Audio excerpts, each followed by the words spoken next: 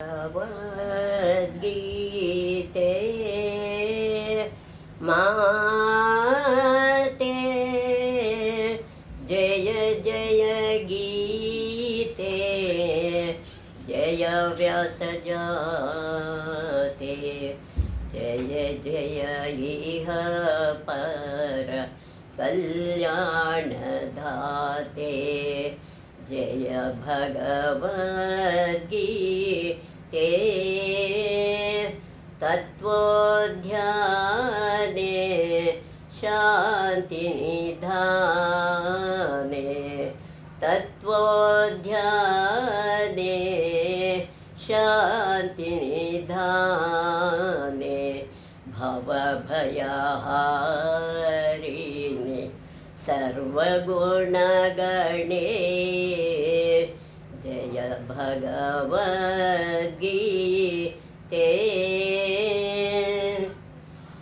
ನಮಸ್ಕಾರ ವೀಕ್ಷಕರ, ಇದುವರೆಗೂ ತಿಳ್ಕೊಂಡು ಬರ್ತಾ ಇದ್ದೀವಿ. ಇವತ್ತು ಕೊನೆಯ ಪುಟದಲ್ಲಿದ್ದೇವೆ. ಕೊನೆಯ ವಿಷಯ ಹೇಳಿ ನಿಮ್ಮನ್ನು ಈ ಕಡೆ ಆಕರ್ಷಣೆ ಮಾಡೋಕ್ಕೆ ಪ್ರಯತ್ನ ಪಡ್ತೀನಿ. ಈಗ ಕೊನೆಯ ಇದು ಎರಡನೇ ನಾಲ್ಕನೇ ಭಾಗದ ಎರಡನೇದು 7 ಕರ್ನಲ್ ಜೋಸೆಫ್ ಚಾಯ್ಟ್ರೇಟ್ ಅನ್ನೋರು ಏನು ಹೇಳಿದ್ದಾರೆ ಅಂತ, ಮಾನವ ಇತಿಹಾಸದಲ್ಲಿಯೇ ಅತ್ಯಂತ ಭಯಾನಕವಾದ ಇಂತಹ ಸಮಯದಲ್ಲಿ ಸಾಮ್ರಾಟ್ ಅಶೋಕ್, ರಾಮಕೃಷ್ಣ ಪರಮಹಂಸ ಮತ್ತು ಮಹಾತ್ಮ ಗಾಂಧೀಜಿಯವರು ಹೇಳಿದಂತಹ ಪ್ರಾಚೀನ ಭಾರತದ ಮಾರ್ಗವೇ ನಮ್ಮನ್ನು ಉದ್ಧಾರ ಮಾಡುವ ಏಕೈಕ ಮಾರ್ಗ. ಅಂದರೆ ಅವರು ಏನೇನು ಹೇಳಿದ್ದಾರೆ ಅದನ್ನೇ ನಾವು ಮುಂದುವರಿಸ್ಕೊಂಡು ಬಂದರೆ ಆ ಮಾರ್ಗದಲ್ಲಿ ನಮಗೆಲ್ಲ ಫಲಿತಾಂಶಗಳು, ಒಳ್ಳೆಯ ಫಲಿತಾಂಶ ಸಿಗುತ್ತೆ ಅನ್ನೋದು. ಇದರಲ್ಲಿ ಯಾವ ದೃಷ್ಟಿಕೋನ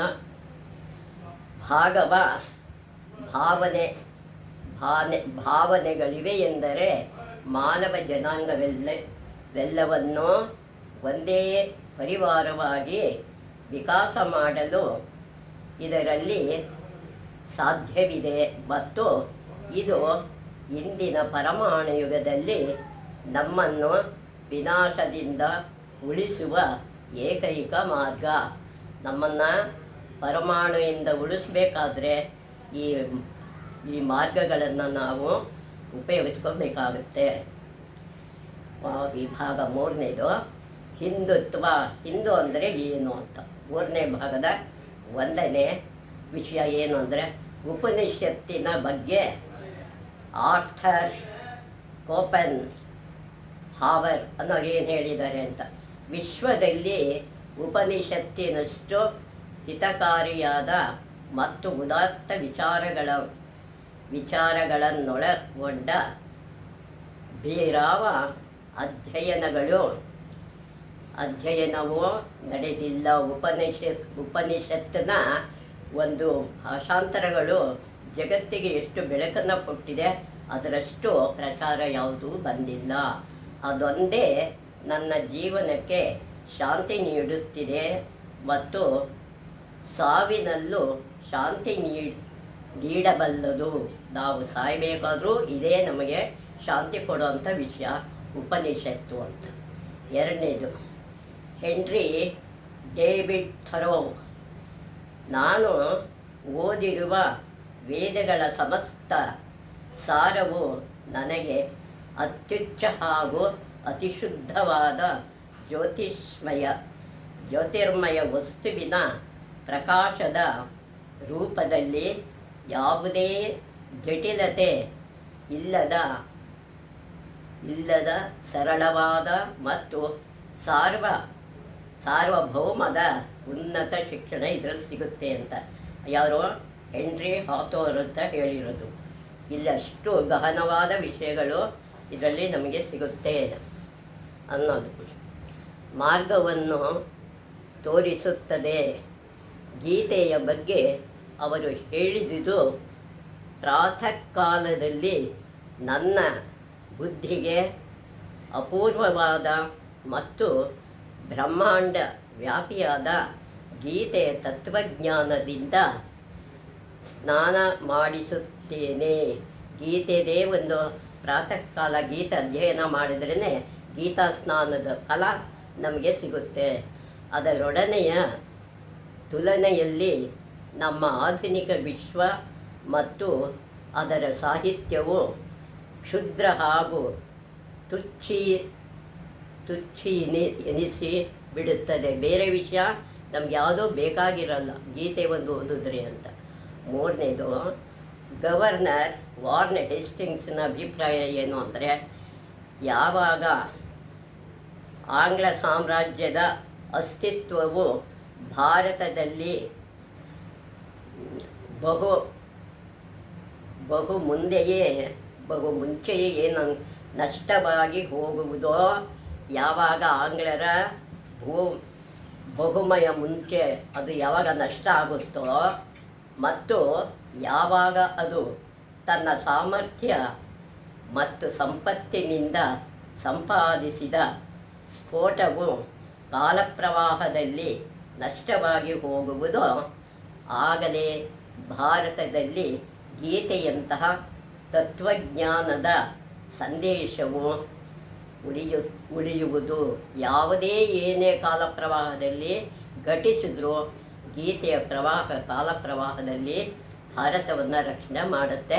ಅದೇ ಉಳಿಯುವುದು ಭಾರತದಲ್ಲಿ. ನಾಲ್ಕನೇದು, ಹಿಂದೂ ಧರ್ಮ ಗ್ರಂಥಗಳ ಬಗ್ಗೆ ರಾಲ್ಫ್ ಎಮರ್ಸನ್ ಎಲ್ಲ ದೇಶಗಳಲ್ಲೂ ಮೌಲಿಕ ಏಕಾತ್ಮತೆಯ ವಿಚಾರದ ಬಗ್ಗೆ ಚಿಂತನೆಗಳು ನಡೆಯುತ್ತವೆ. ಎಲ್ಲ ದೇಶದಲ್ಲೂ ಎಮರ್ಸನ್ ಹೇಳಿರೋ ಮಾತು, ಎಲ್ಲ ದೇಶಗಳಲ್ಲೂ ಮೌಲಿಕ ಬೆಲೆಯಾದಂಥ ಏಕಾತ್ಮತೆಯ ವಿಚಾರ ಇದೆ. ಚಿಂತನೆಗಳು ನಡೀತಾ ಇರುತ್ತೆ. ಪ್ರಾರ್ಥನೆಯಿಂದ ಪ್ರಾಪ್ತವಾದ ತನ್ಮಯತೆ ಅಂದರೆ ನಾವು ಪ್ರಾರ್ಥನೆ ಮಾಡೋದ್ರಿಂದ ದೇವರಿಗೆ ಅದು ಮುಟ್ಟುತ್ತೆ. ತನ್ಮಯತೆ ಹಾಗೂ ಭಕ್ತಿಯಿಂದ ಪ್ರಾಪ್ತವಾದ ಪರಮಾನಂದವು ಎಲ್ಲರಲ್ಲೂ ತಾದಾತ್ಮ್ಯತೆಯ ಭಾವನೆಯನ್ನು ನೀಡುತ್ತದೆ. ಎಲ್ಲರಲ್ಲೂ ಆನಂದದ ತಾದಾತ್ಮ್ಯತೆ ಭಕ್ತಿ ನಮಗೆ ಸಿಗುತ್ತೆ ಅನ್ನೋ ನಂಬಿಕೆ ನಮಗಿರಬೇಕು. ವೇದ, ಗೀತೆ, ವಿಷ್ಣು ಪುರಾಣಗಳಂತಹ ಹಿಂದೂ ಧರ್ಮಗ್ರಂಥಗಳಲ್ಲಿ ಇದೇ ಭಾವನೆಯ ಅತ್ಯಂತ ಶ್ರೇಷ್ಠ ಅಭಿವ್ಯಕ್ತಿ ಕಾಣಸಿಗುತ್ತದೆ. ಇವೇ ಈ ಧರ್ಮಗ್ರಂಥಗಳಲ್ಲಿ ಸಿಗುವಂಥ ವಿಷಯಗಳು ನಮಗೆ ಜ್ಞಾನನ ಹೆಚ್ಚಿಸುತ್ತೆ. ಗೀತೆಯ ಬಗ್ಗೆ ಅವರು ಹೇಳಿದುದು, ನಾನು ಭಗವದ್ಗೀತೆಗೆ ಅತ್ಯಂತ ಋಣಿಯಾಗಿದ್ದೇನೆ. ಅದಕ್ಕೆ ನಾನು ಅತ್ಯಂತ ಋಣಿಯಾಗಿ ಇದ್ದೀನಿ ಅಂತ ಎಮರ್ಸನ್ ಹೇಳಿದ್ದಾನೆ.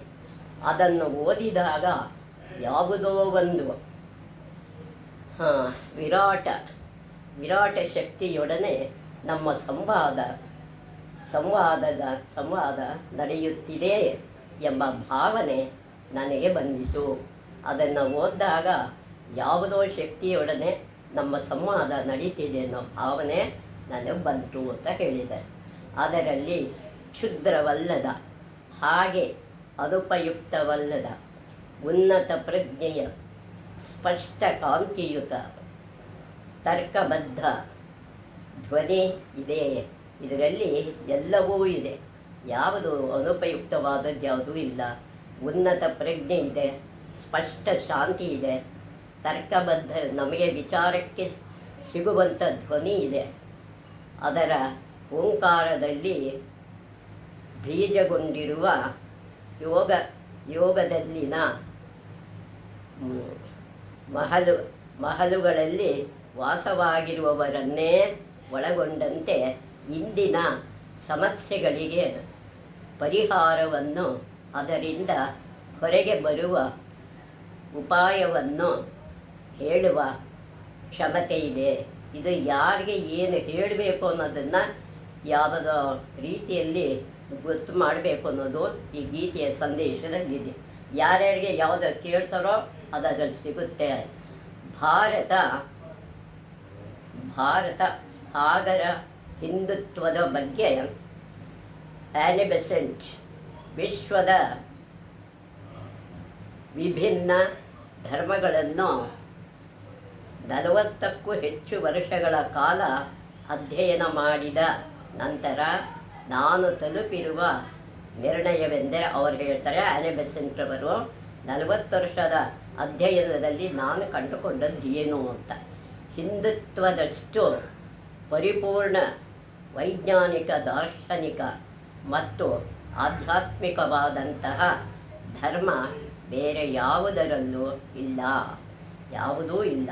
ಅಂದರೆ ಹಿಂದೂ ತತ್ವಜ್ಞಾನವಷ್ಟು ಪರಿಪೂರ್ಣವಾದದ್ದು ವೈಜ್ಞಾನಿಕವಾಗಿ ಆಗಲಿ, ದಾರ್ಶನಿಕ ಆಗಲಿ, ಅಂದರೆ ದರ್ಶನ ಮಾಡಿರೋರ ವಿಷಯದಲ್ಲಾಗಲಿ, ಈ ಆಧ್ಯಾತ್ಮಿಕವಾದಂತಹ ಧರ್ಮಗ್ರಂಥ ಇನ್ನು ಯಾವುದರಲ್ಲೂ ಇಲ್ಲ.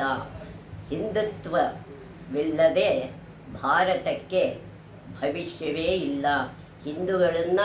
ಹಿಂದುತ್ವವನ್ನು ಪಡ್ಕೊಂಡ್ರೆ ಭಾರತದಲ್ಲಿ ಭವಿಷ್ಯ ಇದೆ ಇಲ್ಲ ಎಂಬುದರಲ್ಲಿ ಸಂಶಯವೇ ಬೇಡ. ಹಿಂದುತ್ವವೆಂಬ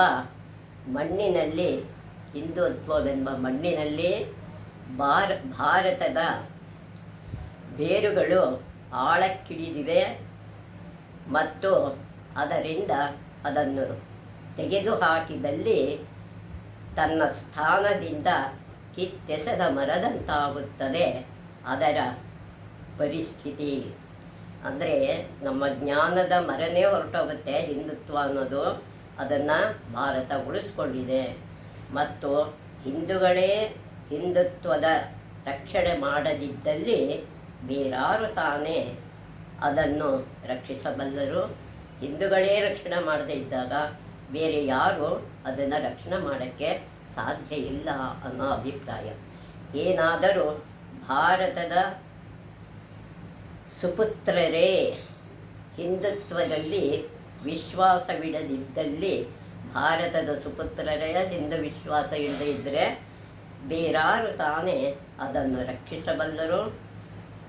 ಭಾರತವೇ ಭಾರತವನ್ನು ರಕ್ಷಿಸುವುದು, ಭಾರತನೇ ಭಾರತವನ್ನು ರಕ್ಷಿಸುತ್ತೆ. ಭಾರತ ಮತ್ತು ಹಿಂದುತ್ವ ಬೇರೆಯಲ್ಲ, ಭಾರತ ಬೇರೆಯಲ್ಲ, ಹಿಂದುತ್ವ ಬೇರೆಯಲ್ಲ, ಎರಡೂ ಒಂದೇ ಅನ್ನೋದು ಅವರ ಅಭಿಪ್ರಾಯ ಆಗಿತ್ತು. ಆನೆ ಬೆಸೆಂಟ್ ಅವ್ರದ್ದು. 6ನೇದು ಗೀತೆಯ ಬಗ್ಗೆ ಆಲ್ಡಸ್ ಹಂಸ್ವೇ ಅಂತ ಏನು ಹೇಳಿದ್ದಾರೆ ಅಂದರೆ, ಚಿರಸ್ಥಾಯಿ ದೃಶ್ಯದ ಸ್ಪಷ್ಟವಾದ ಮತ್ತು ವಿಸ್ತಾರವಾದ ಸಾರಾಂಶವೇ ಗೀತೆ. ಚಿರಸ್ಥಾಯಿಯಾಗುತ್ತೆ, ದರ್ಶನ ಕೊಟ್ಟಿದೆ, ಸ್ಪಷ್ಟವಾದ ಮತ್ತು ವಿಸ್ತಾರವಾದ ಸಾರಾಂಶವೇ ಗೀತೆ. ಆದ್ದರಿಂದ ಅದರ ಚಿರಂತನ ಮೌಲ್ಯವು ವಿಸ್ತಾರವಾದ ಸಾರಾಂಶವೇ ಗೀತೆ. ಅದರ ಮೌಲ್ಯ ವಿಸ್ತಾರವಾದ ಸಾರಾಂಶವೇ ಗೀತೆ. ಆದ್ದರಿಂದ ಅದರ ಚಿರಂತನ ಮೌಲ್ಯವು ಕೇವಲ ಭಾರತೀಯರಿಗಷ್ಟೇ ಅಲ್ಲ, ಸಮಸ್ತ ಮಾನವ ಜನಾಂಗಕ್ಕೆ ಸೇರಿದೆ. ಪ್ರತಿಯೊಬ್ಬ ವಿಶ್ವದ ಜನಾಂಗಕ್ಕೂ ಗೀತೆ ಸೇರಿದೆ. 7ನೇದು ವಿಲಿಯಂ ವಾನ್ ಹಾಂಬೋಲ್ಟ್. ಗೀತೆಯು ಅತ್ಯಂತ ಸುಂದರ ಮತ್ತು ಪ್ರಾಯಶಃ ಬೇರೆ ಯಾವುದೇ ಭಾಷೆಯಲ್ಲೂ ಇಲ್ಲದ ಏಕೈಕ ದಾರ್ಶನಿಕ ಪದ್ಯ. ಅಂದರೆ ಅವರು ಹೇಳಿರೋದು, ವಿಲಿಯಂ ಹಾಂಬೋಲ್ಟ್ ಅನ್ನೋರು ಗೀತೆಯಂತಹ ಅತ್ಯಂತ ಸುಂದರ ಮತ್ತು ಪ್ರಾಯಶಃ ಬೇರೆ ಯಾವುದೇ ಭಾಷೆಯಲ್ಲಿ ಇದು ಸಿಗಲ್ಲ, ಇಲ್ಲದ ಏಕೈಕ ದಾರ್ಶನಿಕ ಪದ್ಯ. ಅಂದರೆ ಪದ್ಯ ಅಂದರೆ ನಾವು ಬೇರೆ ಪದ್ಯಗಳು ಹೇಳ್ದಂಗಲ್ಲ, ಅವರು ಹೇಳಿದರು, ಅವರಲ್ಲಿ ಪೊಯೆಟ್ ಅಂತ ಹೇಳ್ತಾರಲ್ವ ಹಾಗೆ. ಸಮಸ್ತ ವಿಶ್ವವೇ ಹೆಮ್ಮೆ ಪಡಬಹುದಾದಂತಹ ಗೌಣವಾದ ಹಾಗೂ ಉನ್ನತವಾದ ವಿಚಾರ ಅದರಲ್ಲಿದೆ. ಅದರಲ್ಲಿ ಎಷ್ಟೋ ಪವಿತ್ರ ಏನದು ರಹಸ್ಯಗಳು ಇದರಲ್ಲಿ ಹುದುಗಿದೆ. ಅದನ್ನು ನಾವು ಪಡ್ಕೋಬೇಕು. 8ನೇದು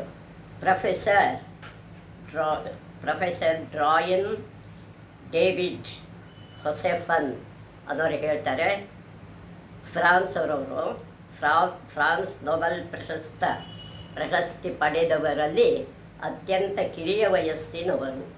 ಅವರು ಏನು ಹೇಳ್ತಾರೆ, ವೇದಾಂತ ಮತ್ತು ಸಾಂಖ್ಯದಲ್ಲಿ ಮನಸ್ಸು ಮತ್ತು ವಿಚಾರ ಪ್ರಕ್ರಿಯೆಗಳು ಕ್ವಾಂಟಮ್ ಕ್ಷೇತ್ರಕ್ಕೆ, ಅಂದರೆ ಪರಮಾಣು ಮತ್ತು ಅಣು ಅಸ್ತ್ರದಲ್ಲಿ ಕಣಗಳ ಕ್ರಿಯೆ ಮತ್ತು ವಿತರಣೆ ಪರಸ್ಪರ ಸಂಬಂಧಿಸಿವೆ. ಅಣು ಮತ್ತು ಪರಮಾಣುಗಳಲ್ಲಿ ಹೇಗೆ ಅದು ಸೇರಿಕೊಂಡಿದೆಯೋ ಹಾಗೆ ವೈಜ್ಞಾನಿಕಕ್ಕೂ ಗೀತೆ ಅದರಲ್ಲಿ ಪರಿಹಾರ ಸಿಕ್ಕಿದೆ.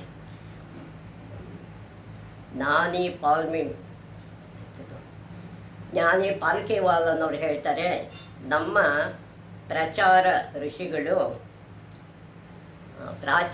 ಋಷಿಗಳು ಬ್ರಹ್ಮ ಅಥವಾ ಅಂತಿಮ ಸತ್ಯದ ಬಗ್ಗೆ ಹೇಳಿದಂತೆ ವಿಷಯಗಳು ಇಂದಿನ ನಮ್ಮ ಶ್ರೇಷ್ಠ ವಿಜ್ಞಾನಿಗಳು ಭೌತಿಕ ವಸ್ತುಗಳ ವಿಷಯದಲ್ಲಿ ತಲುಪಿರುವ ನಿರ್ಣಯಕ್ಕೆ ಬಹಳ ಹತ್ತಿರವಾಗಿದೆ.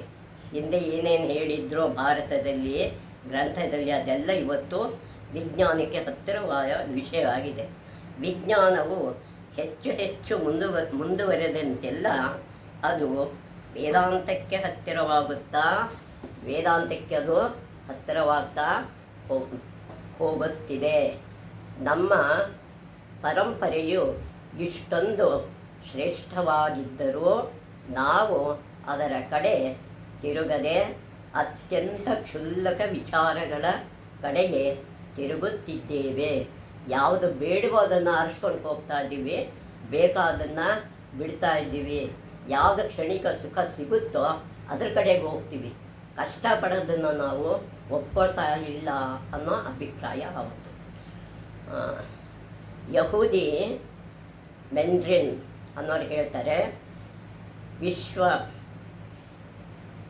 ವಿಶ್ವವಿಖ್ಯಾತ ವಯಲಿನ್ ವಾದಕ ಏನು ಹೇಳ್ತಾನೆ, ವಯಲಿನ್ ವಾದಕ ಒಬ್ಬ ಸಾಧಾರಣ ಪಶ್ಚಿಮ ವ್ಯಕ್ತಿಗಿಂತ ಹಿಂದುವು 100 ಪಾಲು ಹೆಚ್ಚು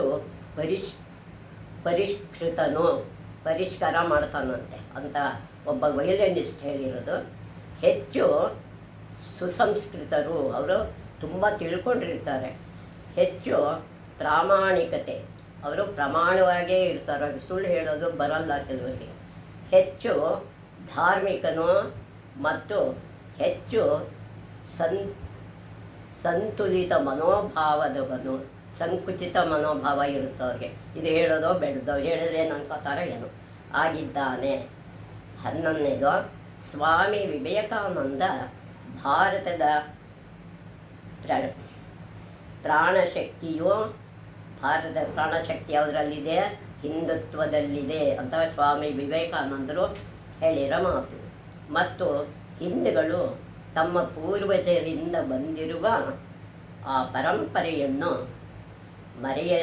ಮರೆಯದಿದ್ದಲ್ಲಿ ಭೂಮಿಯ ಮೇಲಿನ ಯಾವ ಶಕ್ತಿಯೋ ಅವರನ್ನು ನಾಶ ಮಾಡಲಾರದು. ಅದ್ರ ಮೇಲೆ ನಮಗೆ ಭಕ್ತಿ ಬೇಕು, ಅದಕ್ಕೆ ದೃಢತೆ ಇರಬೇಕು. ಆವಾಗ ಭಾರತವನ್ನು ಯಾರು ಏನೋ ಮಾಡೋಕ್ಕೆ ಸಾಧ್ಯ ಇಲ್ಲ. ಗಾಂಧೀಜಿ, ಹಿಂದುತ್ವವು ಸತ್ಯದ ನಿರಂತರ ಹುಡುಕಾಟಕ್ಕೆ ಮತ್ತೊಂದು ಹೆಸರು. ಸತ್ಯದ ಅನ್ವೇಷಣಕ್ಕೆ ಭಾರತ ಯಾವತ್ತೂ ಹುಡುಕ್ತಲೇ ಇರಬೇಕು. ಮತ್ತು ಇಂದು ಅದೇನಾದರೂ ಮೃತಪ್ರಾಯವಾಗಿದ್ದಲ್ಲಿ, ಅಂದರೆ ಅದು ಕಳೆದು ಹೋಗಿದ್ರೆ, ಮೃತ ಅಂದರೆ ಸಾಯೋದು, ಅದು ಇಲ್ಲದೇ ಇದ್ದರೆ ಏನಾಗುತ್ತೆ, ಅಪ್ರತಿಮಶೀಲವಾಗಿದ್ದಲ್ಲಿ, ಅಂದರೆ ಅದನ್ನು ಕಳ್ಕೊಂಡ್ಬಿಟ್ರೆ ಅದಕ್ಕೆ ಕಾರಣ ನಮ್ಮ ಆಲಸ್ಯ, ನಮ್ಮ ಸೋಮಾರಿತನವೇ ಅದಕ್ಕೆ ಕಾರಣ. ಯಾವಾಗ ನಮ್ಮ ಈ ಆಲಸ್ಯವು ದೂರವಾಗುವುದೋ ಆ ಕೂಡಲೇ ಹಿಂದೂ ಮತವು ಹಿಂದೆಂದೂ ಕಾಣದಂತಹ ಪ್ರಕಾಶದೊಂದಿಗೆ ವಿಶ್ವದೆದುರು ವಿಸ್ಫೋಟಗೊಳ್ಳುತ್ತದೆ. ವಿಶ್ವದ ಎದುರಿಗೆ ಮನ ನಿಂತು ತಲೆ ಎತ್ತಿ ನಿಲ್ಲೋ ಸಾಧ್ಯತೆ ಇದೆ. ವಿಭಾಗ 4 ಹಿಂದೂ ವಿಚಾರದ ಶ್ರೇಷ್ಠತೆ. ನಿಮಗಿದು ಗೊತ್ತೇ? ಅದೇನು ನಿಮಗೆ ಗೊತ್ತಿದೆಯಾ ಕೇಳ್ತಾರೆ. ಅಮೇರಿಕಾವನ್ನು ಕಂಡುಹಿಡಿದವರು ಯಾರು ಅಂದರೆ, ಕಂಡುಹಿಡಿದವರು ನಾವು ಅಂದ್ಕೊಂಡಿರ್ತೀವಿ. ಯಾರು ಅಂದರೆ ಕ್ರಿಸ್ಟಫರ್ ಕೊಲಂಬಸ್ ಅಂತ ಹೇಳ್ತೀವಿ. ಕೊಲಂಬಸ್ ಅಲ್ಲ ಅಂತ ನಮ್ಮ ಗ್ರಂಥ ಹೇಳುತ್ತೆ. ಅಜಿತ್ರ ದೇವಾಲಯದಲ್ಲಿ ದೊರಕಿರುವ ಭಾರತೀಯ ಕಲೆಗಳ ನಮೂನೆಗಳು ಅಮೇರಿಕಕ್ಕೆ ಹಿಂದೂಗಳು ಮೊದಲೇ ತಲುಪಿದ್ದರು.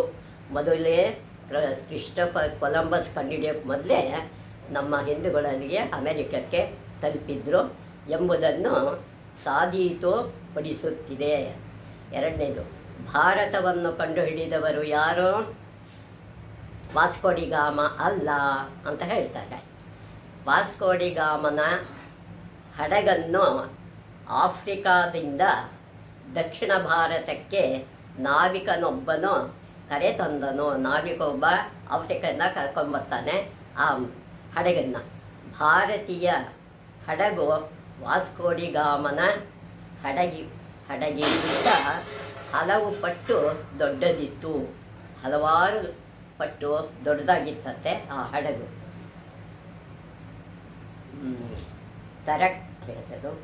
ತಥಾಕರ್ತ ಪೈಥಾಗರಸನ ಪ್ರಮೇಯ ಅಂತ ಹೇಳ್ತಾರೆ. ಪೈಥಾಗರಸನ ಪ್ರಮೇಯ ಯಾವುದು ಅಂದರೆ, ಯಾರು ಸೂತ್ರಬದ್ಧಗೊಳಿಸಿರುವ ಪಾಪಾಗೊರಸ್ ಅನ್ನೋದು ಅಲ್ಲ. ಯಾವುದೋ ಈ ಪ್ರಮೇಯವು ಪೈಥಾಗರಸನದಾಗಿತ್ತು. ಬಹಳ ಹಿಂದೆಯೇ ಭಾರತದ ಶುಲ್ವ ಸೂತ್ರದಲ್ಲಿ ಉಲ್ಲೇಖಗೊಂಡಿದೆ. ಮೊದಲೇ ಪೈಥಾಗರಸನ ಪ್ರಮೇಯ ಹಿಂದೆಯೇ ಇತ್ತು ಅಂತ ಹೇಳ್ತಾರೆ. 4ನೇದು,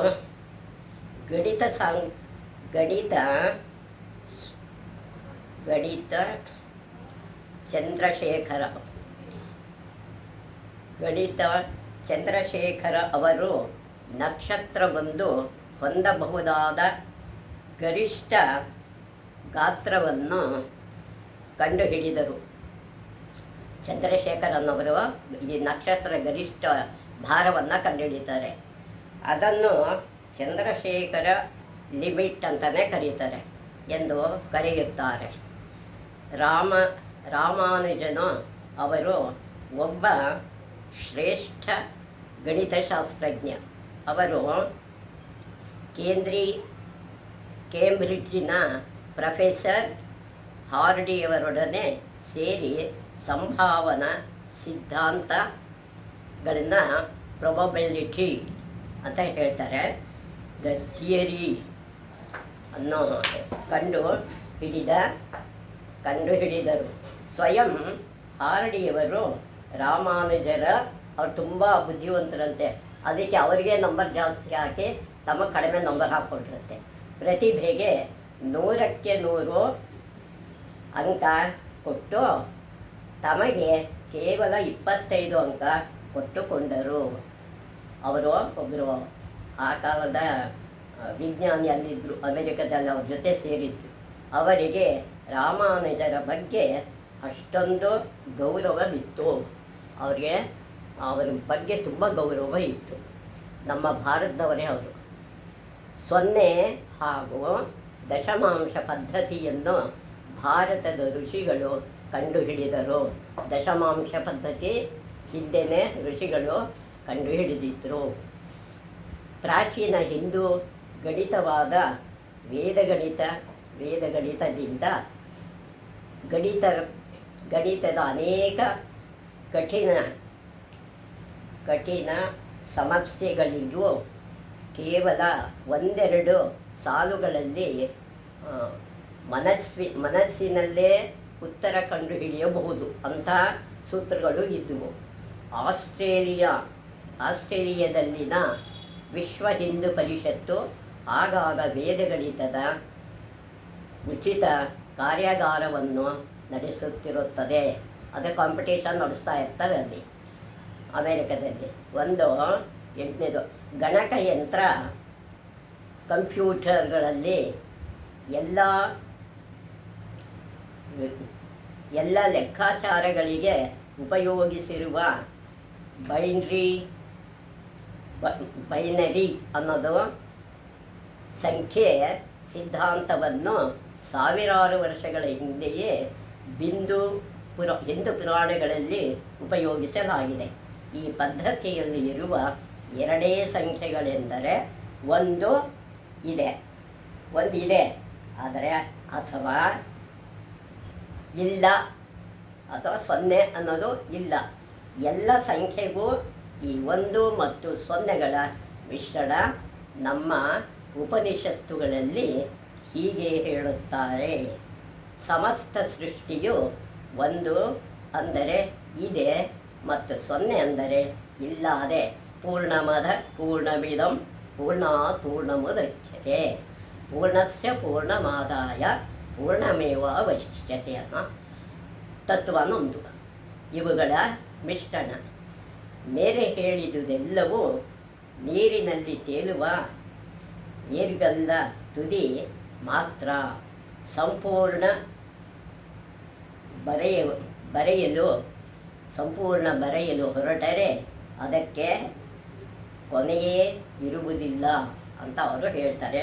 ಆದರೆ ಇಂದಿನ ಭಾರತದಲ್ಲಿ ನಮಗೆ ಆ ಮಹಾನ್ ಭಾರತದ ಹೊಳವು ಕೂಡ ಕಾಣದಿದ್ದಲ್ಲಿ ಅದರ ಅರ್ಥ ನಾವು ನಮ್ಮ ಪೂರ್ಣ ಸಾಮರ್ಥ್ಯಕ್ಕೆ ತಕ್ಕಂತೆ ಕೆಲಸ ಮಾಡುತ್ತಿಲ್ಲ ಅನ್ನೋ ಅರ್ಥ ನಾವು ಅಂದ್ಕೋಬೇಕು. ಅದು ನಮಗೇನೂ ಕೊಟ್ಟಿಲ್ಲ ಅನ್ನೋದಿಲ್ಲ, ನಾವು ಅದಕ್ಕೆ ಸರಿಯಾದ ಕೆಲಸ ಮಾಡ್ತಾ ಇಲ್ಲ. ಹಾಗೇನಾದರೂ ಮಾಡಿದಲ್ಲಿ ಪುನಃ ತೇಜಸ್ವಿಯಾದ ಮತ್ತು ಪ್ರೇರಣಾದಾಯಿನಿ ದೇಶದ ರೂಪದಲ್ಲಿ